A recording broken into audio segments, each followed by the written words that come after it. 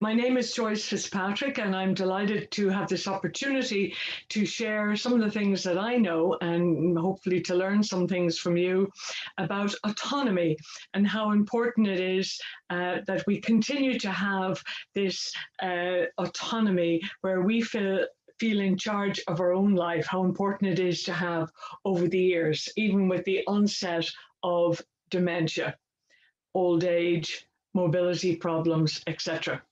All right. I am very interested in nature, you might know, and the outdoor from an early age. Have we any other gardeners there this morning? No, not a gardener. Okay. And from a very early age, I suppose, I always knew that there was great freedom to getting out of the house and getting into the wild open spaces. You mightn't be into gardening, but maybe you like sport or walking your dog or whatever it is. But there's a great feeling when one can just go out and just be free. Is when you leave school, remember the feeling of leaving school, the great freedom of that. Just over the last couple of months, I was noticing the birds leaving the nest and how happy they were to be off on their own. And in the springtime, we see the cattle coming out of the barn after being locked up all winter, and they dance through the field. You know, it's just fantastic to see that. So we think of the baby learning to walk, and we think of teenagers, you know, coming into their own personality and how much they enjoy that, becoming their own person. At different times in our life, if we feel a lack of freedom, that can cause a terrible problem for us, you know, and it can happen for many different reasons. It can be because of financial considerations. Maybe we have to be in a job for 12 hours a day and we don't have the freedom that we would love. It might be a mobility problem. It might be a lack of a car or something. I've been asked to do these home instead workshops to support people looking after those with the dementia.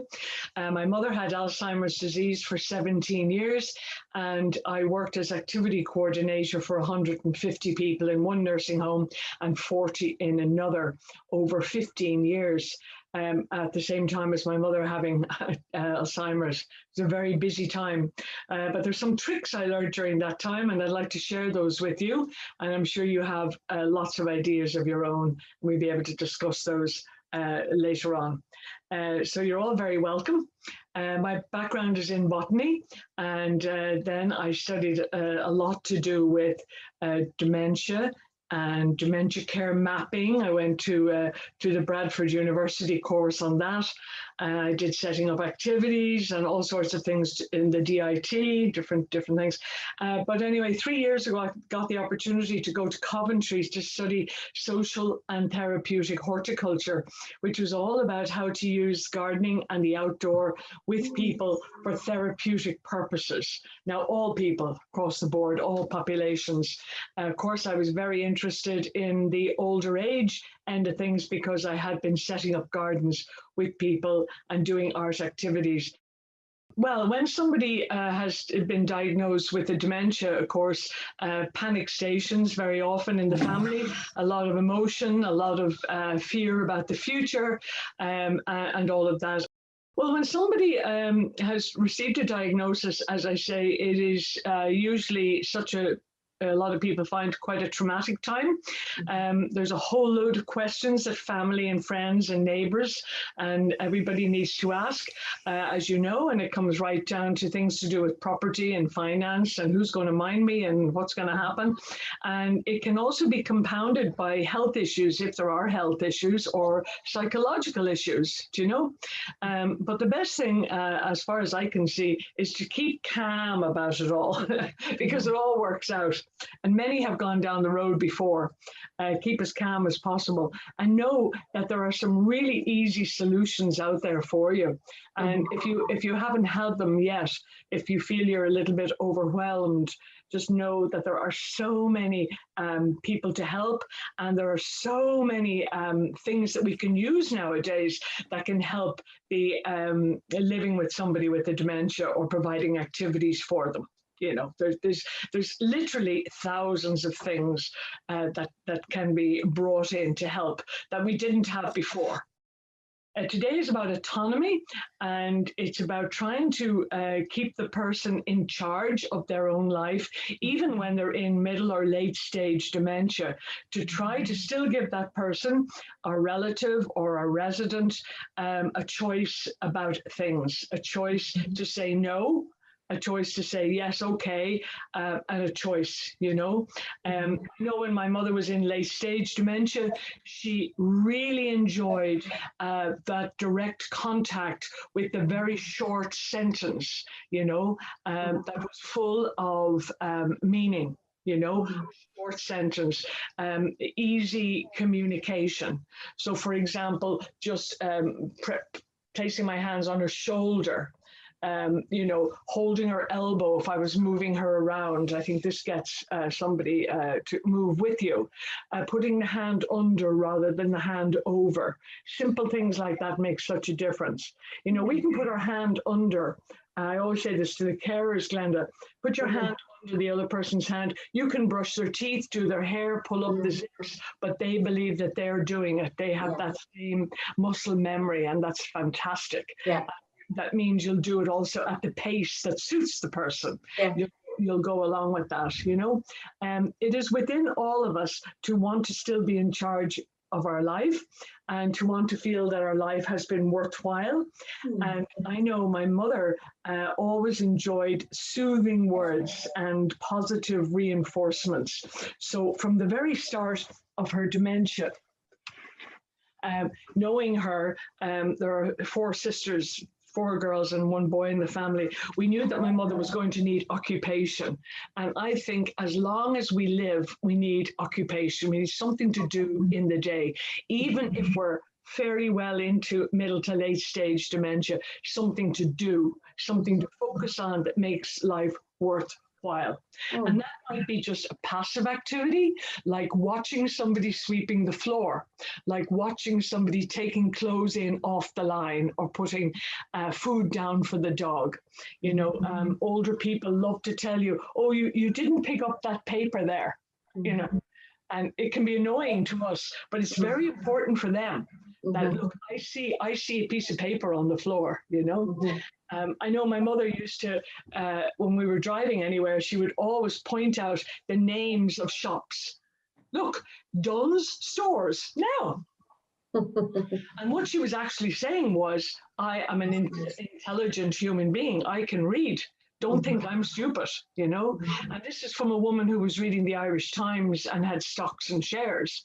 But she got great enjoyment out of still saying, look what I can do, And I think that those needs are there in our life. I always talk to the carers about the needs. The basic human needs are for identity, that people know who you are. And of course, sometimes the memory gets frayed and we forget who we are. And so that's really good to remind the person, oh, listen, you're the scone maker, There's a picture of the scone on the wall. So you made the best scones in Tipperary,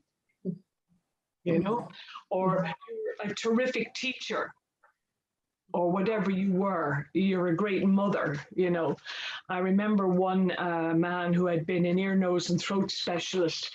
I was dealing with him in this nearby nursing home, and he was beyond language. He was so old and so decrepit, really, in himself. Every part of him was breaking down. And I would take his hands in my hands. I was just humbled, to be able to do that. This man who had, had been at the forefront of his career for 35 years.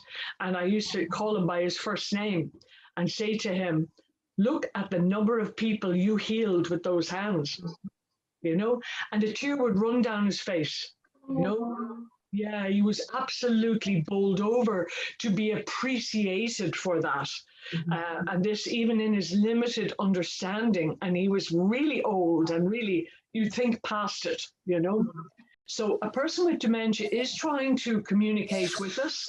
They are trying to be the person they were, and they have a lot of needs for identity, to remember who they were. That's very important. They have needs for intelligent connection. So they still love being read to. I read to a group of people in the last few days, and it was just amazing to see the reaction. I read a simple enough little story about the carnival and the circus that had all the recall memory of days gone by, and everybody in the room was smiling. Everybody, because even people who couldn't hear me or couldn't understand were smiling because the other people were smiling. It was remarkable. I think reading out loud, hand massage, all of these tender little connections are worth their weight in gold. I'm just going to cover the other needs while I'm at it. So you have a need for identity, a need for intellectual connection, a need for emotional expression. So some days, if your resident or your mother or whoever is crying, maybe they need to cry. Maybe they need to pour out the emotion. Okay, so we're talking about the needs of somebody living with the dementia and in relation to their autonomy. Okay, that's where we're at now. So a person has needs for identity, for intellectual stimulation, for emotional. They have emotional needs, lots of emotional needs. They have social needs. Now, not everybody is a party animal, but people have a need to feel that they belong to a group. So if they watch television, maybe a soap opera, they might feel involved. It might not work, but it would work for some people. Or if they watch a program about a mother and baby or farmyard animals or something, there might be a connection there where they feel more of who they are. There's also needs for self-esteem. Self-esteem needs are really high, I think, in middle stage dementia. I spend my whole week, anytime I go any place, building people up, bringing joy. It starts off with your pace, how you approach somebody. And the last one I would say, spiritual needs and kinesthetic needs. I want to cover those first. Okay, so when you approach somebody, you're approaching a human being who had a life, who still feels maybe very young and still feels very capable. And that's probably why they want to get up and do things for themselves, because they don't realize how compromised they are. So it's for us to be very tender with them and very careful. So the way we approach them, the way we walk towards somebody, the expression on our face and our entire body is very important, because body language is 3/4 nearly of the communication, the body language, And so not doing things that cut us off from the other person, or makes them feel, if we go like this, well, I tell you now, Mom, today I'm bringing you off to the doctor. How threatening that is for somebody. It's not, it doesn't work. We have to be very conscious of our body language, our tone, our pacing, and being totally prepared for whatever happens. I know my mother ate my lipstick in the car one day. And then she was also trying to get out of the car at the same time, with lipstick everywhere, and we have to be prepared. We have to be very calm and able to deal with whatever happens. So the person wants to be in charge, and the ways that they can be in charge are the same as for your life and my life. The idea that first and foremost, it is our human right to be in charge of our own life. Many, many times when I worked in nursing homes around here in Blackrock and Dublin and around, I would say to a carer, do you know what? I don't think Margaret wants to have her nails cut, because Margaret would be pulling back. And I would say to the carer, I don't think this is the right time. I don't think, is that right, Margaret? And Margaret would say, yeah. I don't want that. And of course the poor carer was trying to do what they were told to do by the nurse, and there's a dilemma. But by somebody coming in and standing up for the resident and giving them autonomy, it means that they're more likely to have their nails clipped after lunch. later on in the day, you know, or maybe if some cream is put on their hands first or whatever, you know, reaching the person and saying, what do you want? Was the most important thing I ever learned doing activities in nursing homes, saying, what do you think? We would have a happy hour on a Wednesday night, and it was all about shining light on everybody. There may be 35 or 40 people there, all around a big long table. So we had the environment enhanced. I'm going to share a few ideas with you about that. The environment was enhanced for happiness. The people were all welcomed down. They were all invited in the door. Everybody was given, very kindly given, a little serviette and maybe sweets or whatever. There were flowers and plants, and there were funny things on the table. And then the activities that we would have for the hour and a half were many. They involved a little bit of an intellectual activity, like show them a picture of the Mona Lisa. They involved a little bit of humor, a little bit of sport, a little bit of gossip, you know, all of this gently brought in. And this was a way of bringing everybody together and getting them all on board. And I remember one lady, she's gone many years, called Rita, and Rita loved her glass of white wine. And she had no power of speech at all. Her dementia wasn't too bad, but her speech was completely gone. And she liked nothing better than saying yes or no. You could talk to her about politics, about world affairs, about nature, and she loved to be asked. And she would say yes or no, or put the thumb up, and she loved that. And that was enough for her. She was communicating. And then we'd be able to say, hey, Joe, Rita doesn't agree with you. Isn't that right, Rita? She doesn't agree with you. So there's always a way of including people when we know them. And of course, the important thing is that the carer knows the person. That's terribly, terribly important. Just want to talk about mobility and it being compromised, because I think this is a really, really big one. I don't know if you ever hurt yourself, hurt your leg or your ankle or your back or your arm or your elbow. But if you did and you were in a cast, maybe you had some idea what it was like to have your mobility compromised. I know I tripped up the mountains there 3 months ago, and I'm only 2 weeks back to myself again. I was alarmed how slow the healing was.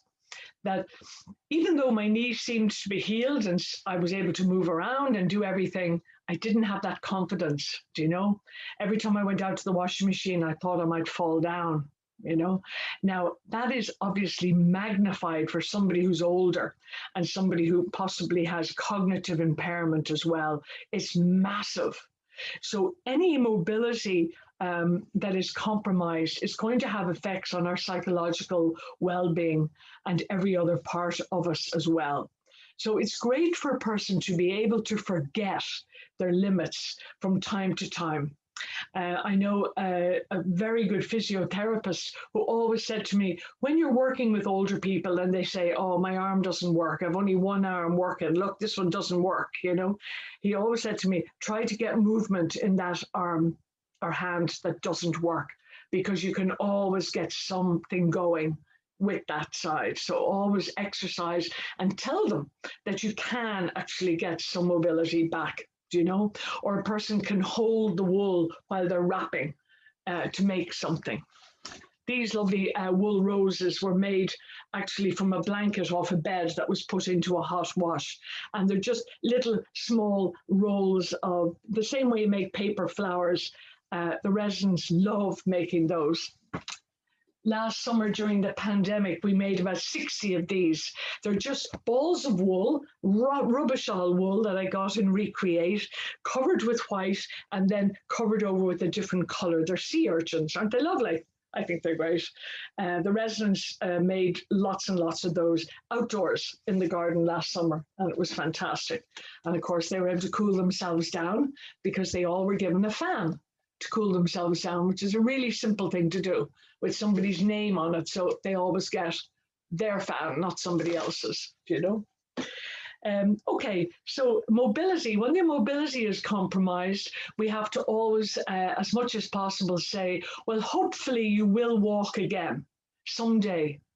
Because you've seen people who've been in a wheelchair for 3 years, and next thing, for some unknown reason, they're able to walk again. I've seen it maybe 4 or 5 times.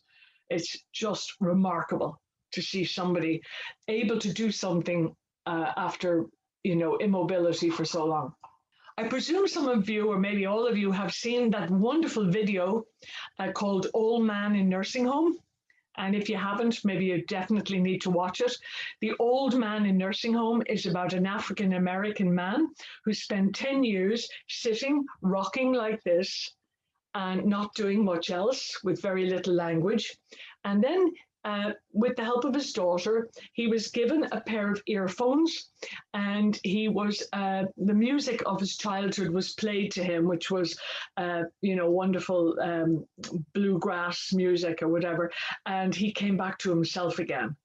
And after not doing anything for 10 years, this man, as far as I could make out, was able to talk again, recall memories, and he was back to happiness, Now, the neuroscientist in that film is called Oliver Sacks. And if you haven't heard of him, he's definitely worth reading. Oliver, and I think it's Sachs. He was the man who wrote The Man Who Mistook His Wife for a Hat. And he wrote a book called Musicality before he died.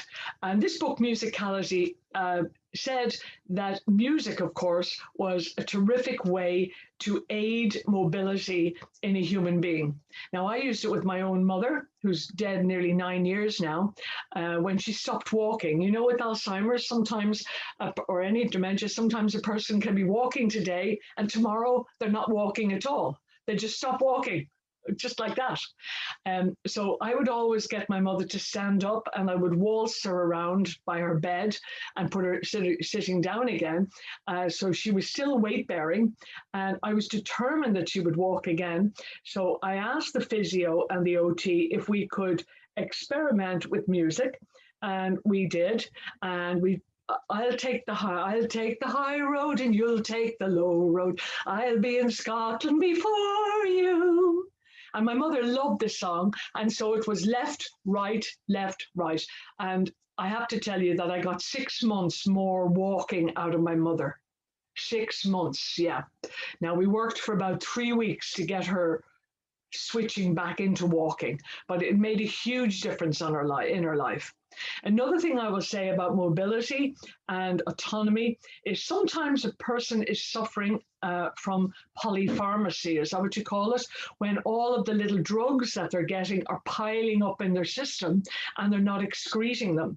Now, I have biochemistry in my initial degree, and I know that as we age, it is much slower for us to get rid of these sorts of chemicals out of our body, and we're not passing things through the liver and the kidney in the way that we did when we were younger. In my mother's case, at one time she was put on Seroxat and Risperdal, and they say that it's like walking through black molasses. And my mother, all the joy went out of my mother's life. And I was very upset about it. I didn't want her on these. And then she had an episode, not just a TIA, those little episodes that a person usually gets over in a short time. My mother had quite a big episode where it looked like she was at the end. And she went into hospital, and we asked if she could be taken off those, even though they were only a small dosage. We were convinced that it didn't suit her, these drugs. And lo and behold, my mother, after 2 weeks, said to me, "Look at the beautiful sky." She hadn't noticed the sky or flowers or anything for months and months. She was sleeping 20 hours a day sometimes. She came alive again. And so I have to tell that story because sometimes we are over prescribed medication. Other times it's needed. I know my mother would sometimes need a Xanax or something to calm her down. But I just want to say that in my mother's case, I think she got 4 or 5 more, maybe 6 years, where she was more alive because she was not drugged. Um, okay. I've been reading a lot about all of these things recently because I've been doing forest bathing with people, and I understand that the natural environment is very supportive of our serotonin and our dopamine, and it reduces our cortisol, reduces stress. Now, we know that people who feel their autonomy is being affected suffer terrible stress. Most people will tell you the worst thing was when I had to take the car from my mother, my father, or my uncle. Taking the car is like a death blow to the person. It's a dreadful, dreadful thing to have to do, and yet it has to happen very often. Or locking the front door, or putting a carer in, or putting a camera up, or whatever it is, a person will react very much. So I want to say that I think that more time outdoors and more nature activities, even on the television, nature, nature, nature, and wildlife, and soothing music and everything can greatly balance all the pressures and the stress that a person feels when they are suffering in dementia. Now, I need to move on. Just to say what I've said there about autonomy, it's very hard when we're not in charge and we're told that somebody else is now in charge of our life. But if it's done gently and easily, and maybe if it's shared out in the family, so we don't always have the same person barking at us, that can work very well. I remember early on when we discussed these matters with my mom, she had picked out one sister that would look after her legal affairs, and my brother was going to look after the maintenance of her house. And she turned to me and she said, "Joyce, you're not looking after my money." She knew how bad I was with that. But I must say, within the family, it all worked very well because we all decided that we were going to get on very well and we were going to do everything we could to support and help my mother. She had been a widow from the age of 42 and she deserved it. Yes. So she lived a full 17 years with her Alzheimer's. And you know what? She had a fantastic time. I often talk to the Alzheimer cafes around Ireland, and I said, you know what? Accompanying a person in a dementia can be an opportunity, a pleasure, and a privilege. It really can be, because you never know what's going to come of it. My mother was a great businesswoman as well as a dressmaker, and she would love the idea that I'm on here talking to you about dementia today. So I think all of us want to remember our life and all the good things. And some of the best things that I've seen happening in nursing homes is when a family is really interested and they come in, all the different members of the family, and they tell you different things about the person so that you get a very full picture. So one daughter might remember certain aspects of her mother's life, but the niece might have been closer to that woman in many ways. She might have enjoyed singing or whatever it is. So that's great if you get a total picture of the person and try to remember the parts of the life that are relevant now. So, for example, some people might like horse racing their whole life, and when they've got dementia, they might completely forget about that. That's okay. But the parts of their life that they want to remember now are usually very happy times. So last week, I made up some posters about the Mediterranean cruise that was used in a garden thing, and people were full of their stories of the Mediterranean, and we had pictures of food and this, that, and the other. It was wonderful. So sometimes if we talk about games that we played long ago, it gives the person an opportunity to be an expert. They want to show you how they roll the marbles, or they want to show you the little tin can that they used for hopscotch, polish can, or even the sound of the little thing, the stone knocking inside it, or the jackstones, or the skipping rope, just to see the skipping rope going round and round. Some of these things are on the internet, the hoop and stick. Of course, bicycles were a huge part of most people's childhood, and walking to school and bare feet and all of that, tree houses and huts and climbing trees. Now, these are all on the internet. If you happen to be indoors and you have your mother or your resident there, and you can get all of this on the internet. For example, bicycle tricks, I find, is something that the men really enjoy. Is watching these young fellas, cycling from a roof to another roof and down the stairs and all sorts of things. They're fascinated by that. Sometimes you can get in the IFI, you can get wonderful films that are archiving things in Ireland. The schoolroom and different things that happened in Ireland, Johnson, Mooney, Anne O'Brien, the advertisements and all this sort of thing. That's great for recalling happy days and letting the person tell their story. So I find when I have done reminiscence with people, they very often tell the same story again and again and again. That doesn't matter. They're enjoying telling the same story. Nobody else seems to mind. And so if maybe we discussed it this week, maybe in 2 or 3 weeks, we go back in there again. And I remember that this person is going to want to talk, this woman, for example, wants to talk about Rush.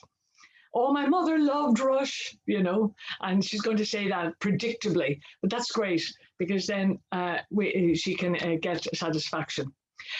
We had rhymes and recitations. There's so many of these on the internet. Dangerous Dan McGrew is one. There were so many of these. They're all on the internet. Rhymes. Now, you know what? I think nursery rhymes are fantastic and everybody remembers them, but you have to be careful with them because they can be seen as childish. So if I'm with my mother just in the sitting room at home, I will do nursery rhymes nearly every day, because they're so lovely, and lullabies and all of that. And I'll work them into the day. So maybe hickory dickory dock, when you're dusting the mantelpiece, hickory dickory dock, Also, a lot of the nursery rhymes are connected in with very serious, real people. And when I've done them in nursing homes, I will tell the story of Humpty Dumpty or the Grand Old Duke of York. Tell the story first and then do the rhyme. And then it doesn't seem so childish, That's really, really great to get people talking, because they're using their body, they're using their lungs, they're using their memories, they're reciting things, and then you can say, well done, that's brilliant, because they've done something. Remember pocket money, sweets. Now, sweets, I bring up sweets about every 2 or 3 weeks, like I bring up food all of the time. Food is one of the greatest pleasures in our life, and the more we bring up things to do with food, from early in the morning till last thing at night, even if the person is not eating very much, they will hopefully increase their appetite if they smell food. Now, we're all different. Some of us love the smell of cheese melting. I used to bring in a toaster machine because I think that's a lovely smell, cheese melting. Other people like the smell of coffee or the smell of sweets, There a couple of weeks ago, I brought in the fizz bag, the sherbet fizz bag, and we had great fun. People could remember, the taste of that. Anyway, all these other things that we did in the past, we can get them on the internet and we can get them in these charity shops and all of that. Memories, some of our happiest memories can be enlivened by photographs. And as I said, the Mediterranean cruise worked really well, recalling happy days of youth. One thought leads to another outdoors. Yeah, they've now proven that therapy works much better outdoors than indoors. Any kind of therapy, listening therapy, nature therapy. One thought leads to another outdoors. And the reason for this is generally when we're out of doors, we're not anxious. We're not ruminating on those problems going round and round. They've done a lot of research on this, and they know it's about what they call soft fascination. It's being completely involved in something out there. in nature. And it really works. It distracts us. If we can look out and we see the trees moving in the wind, the birds, the insects, the different colors and textures, not to mention the different smells, we will be distracted and our thoughts can go in a good way rather than in a negative way. Unfortunately, sometimes people with dementia can be stuck in a particular reality that they believe. And it can be that they need to get home to look after their mother, or they've run out of money, or whatever it is. My mother had lived in America, and her current reality for so much was, will I stay or will I go? You know, will I stay here or will we go back to Ireland? Because when we were all born in California, my father wanted us to come back. So for her whole dementia, this was, will I stay or will I go? And we used to make songs up about it and everything to try to make it humorous because, it became to be, will I stay or will I go? To try to liven the thing up a little bit. Also, when somebody asks again and again, what time is lunch? They're not really asking that question very often. Sure, they're not. What time is lunch? What time is lunch?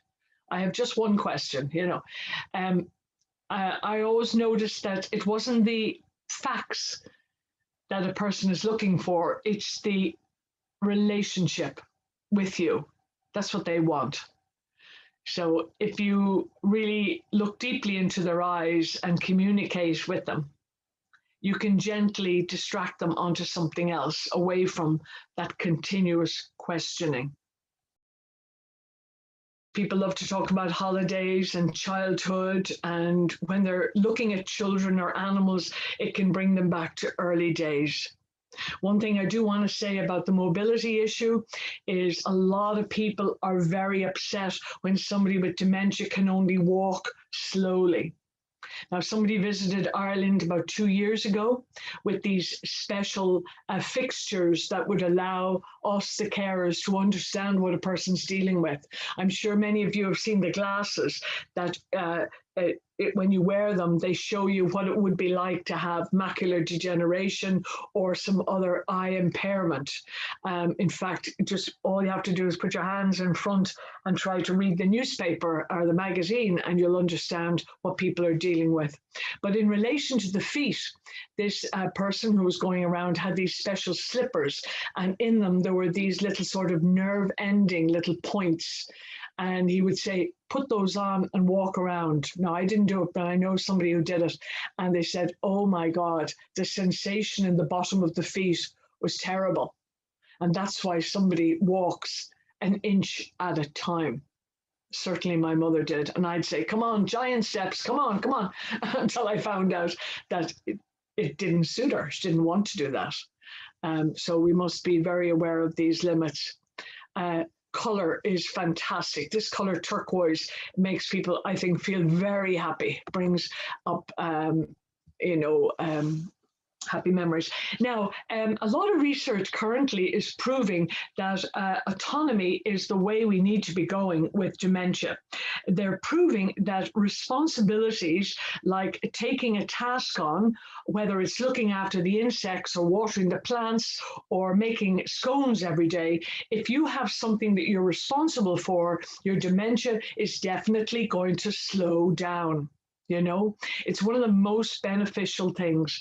So some sort of a project that involves responsibility will mean that the person will remain focused as long as is possible. Now, even somebody in late stage dementia can be, you can set it up and say, would you ever do me a favor? Could you watch the dog? There's the dog out in the garden. Or will you watch the clothes on the line? And when they're dry, we'll take them in. Give a person responsibility, give them dignity.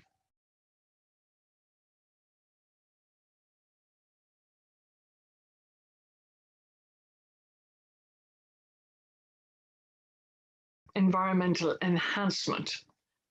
Very important, particularly in the wintertime or for people who have no access to the outdoor, and very important.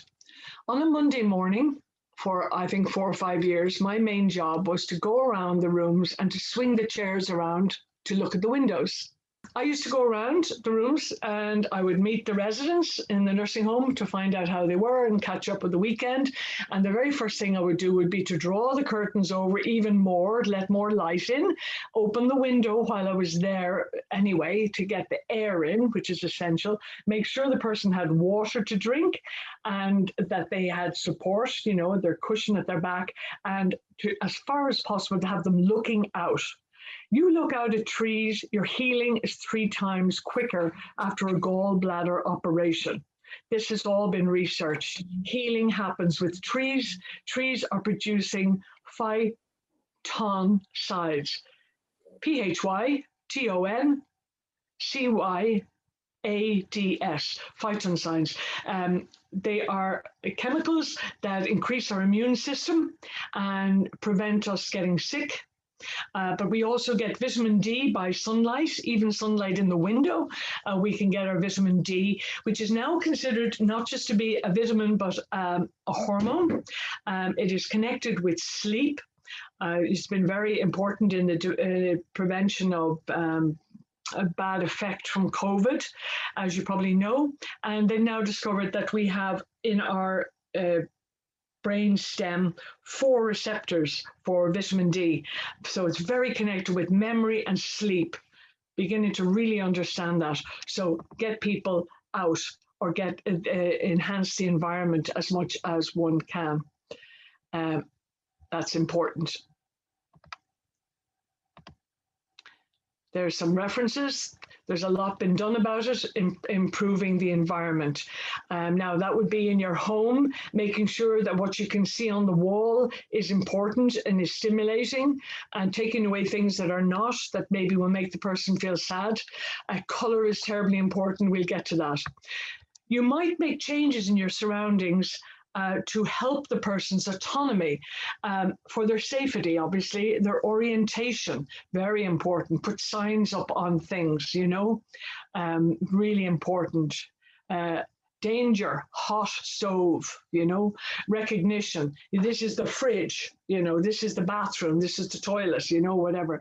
Stimulating appetite happens by talking about food, pictures of food, cookery books. I cannot say that enough. We should stimulate the appetite. It produces salivary amylase and helps to swallow and aids digestion and all the rest, and elimination. Stimulate talking about food. Preventing boredom, obviously, that's about occupation. Stirring the memory, increasing mobility. Oh yes, this is about exercise all day long, trying to get the person to move. An OT said to a crowd of us one day, by moving the fingers or the toes, you're increasing the oxygen that's going around the body. How important is that? Very important. And obviously relaxation. Simple changes, okay? Okay, so we can make a lot of changes to the environment that aids sleep, for example. Person's not going to sleep if they haven't been active during the day. They need to be moving their body. Even if they're late stage, they need to move that body. They need to move what they're looking at. They need to listen to different kinds of sounds and music and smell. They need to be alive if they're going to sleep at night. Think about color. Color is really, really important. Serviettes, silk scarves around the necks, very important. Orange is not considered a very good color for some reason for dementia. Red, very important for men. And just remember that white napkins can look like food and person can eat them, obviously. Okay. A person can remain autonomous in their own house or their own nursing home if the place is carefully put together. So leaving coats hanging up can be very nice. In a nursing home, it can stimulate the home environment, but everything, particularly in bathrooms and kitchens, need to obviously provide ease of access and can be easily cleaned. There should always be things to do, like rummage boxes, all the place, and looking out the window, obviously, as I'm always going on about.